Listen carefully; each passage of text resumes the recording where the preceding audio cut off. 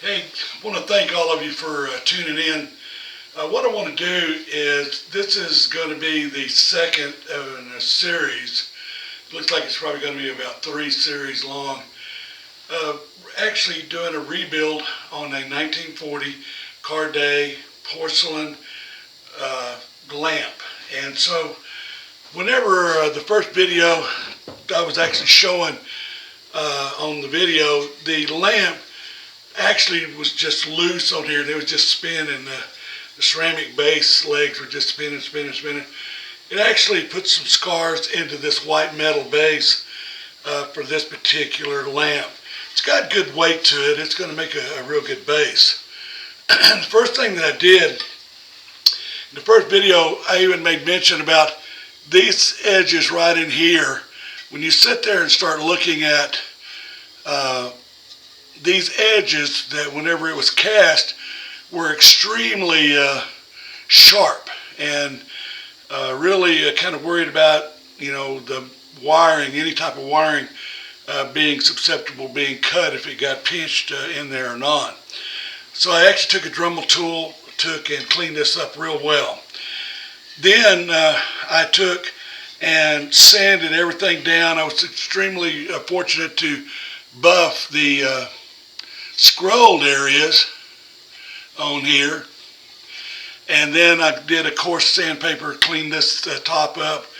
Then I sat there, went to a 600 grit to eventually to a 1000 grit. Then I have a small little paint booth that I use for hobbies, lamps, and different things. And so I took and put it in there and primed it, sanded it. Then I put the color, which is a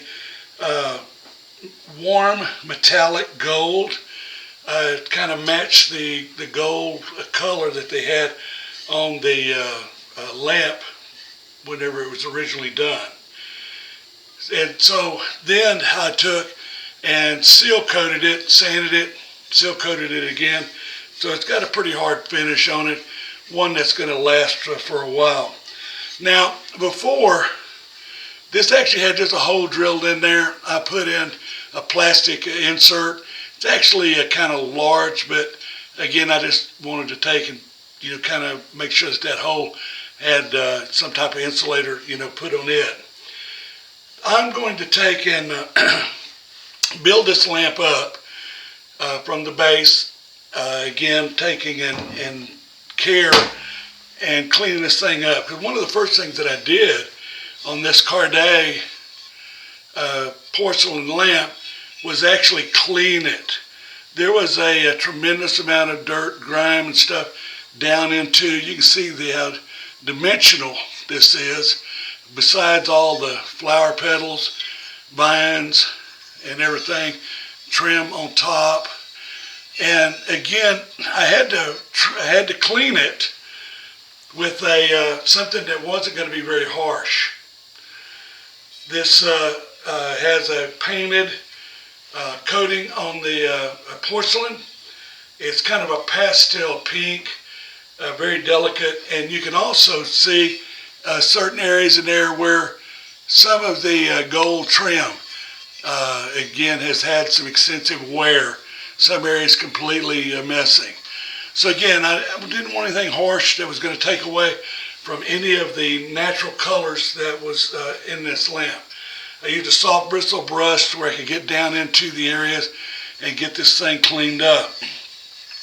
One of the things I did also is on the feet, on this base of this lamp, I put some small felt on these areas there. What I'll do when I get ready to mount this thing and start to pull it together, this will help distribute that compression, throughout. I'll also probably put like 1 or 2 little drops of a E6000 strong adhesive, again, just to take and adhere to that base plate. Another thing that I noticed as I was working on this thing is if you set this on a level surface, this area up here was not level. It actually had a high spot on one side, so all the compression under, you're pulling all that down with the nut on the bottom, is actually just pulling in one area. And the porcelain, ceramics, again, they're very susceptible to just breaking real easy.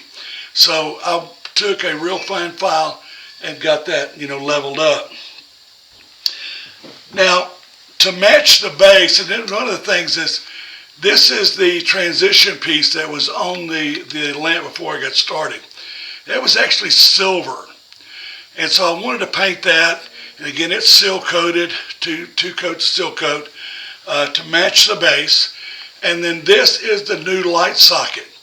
This light socket is actually designed for a Uno lampshade to set on top of it, and it has a lock nut that screws down to hold that shade in place. Even the knob for the deal, all of this has been painted and seal coated so that everything matches the base. It has a consistency top to bottom. Now, one of the things that I've done is I've already prepared the felt that I'm going to put on the bottom of that lamp. Again, this will give it a non-skid, non-scratching surface, once it's completed. I'm not going to put this on until I'm completely finished with everything.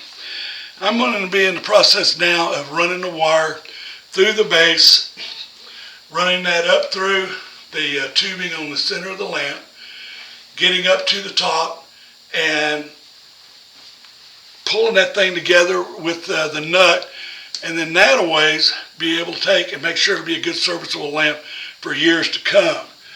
Now, one thing I'm going to do, and I'll do this on the next video, is I'm going to have the wire all the way up to the bottom of the bulb receptacle. And everybody, you don't have to be a sailor, you don't have to be a Boy Scout, but you're going to need to know the underwriter's knot. And again, the reason for that is once that's all pulled tightly together and these loops are made smaller, everything sets down in the very bottom. The only thing left coming up is the two wires going to the screws on the receptacle itself. I've got all the information here.